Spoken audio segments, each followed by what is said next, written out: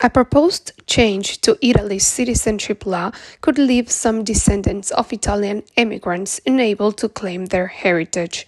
Friuli Venezia Giulia warns that the law, if passed without changes, could exclude people with strong historical ties to Italy, like descendants of an Eastern exile. Oggi noi siamo voluti uscire pubblicamente citando quella che secondo me è una criticità importante del nuovo decreto cittadinanza. Un decreto che nasce da dei presupposti legittimi posti dal governo sulla necessità di controllare la potenziale eccessiva richiesta di domanda, ma che in una regione come quella del Friuli Venezia Giulia, caratterizzata da una forte immigrazione, rischiano di essere molto pericolosi. Noi negli anni abbiamo investito tante risorse per poter mantenere i legami con i nostri corregionali e i discendenti dei nostri corregionali, con progettualità attraverso le nostre associazioni, ma anche fornendo loro la possibilità di imparare l'italiano e reimparare l'italiano nei loro paesi, nei paesi in cui vivono. E questo l'abbiamo fatto anche con la speranza di poterli attrarre nuovamente sul territorio regionale, un territorio molto diverso. Quindi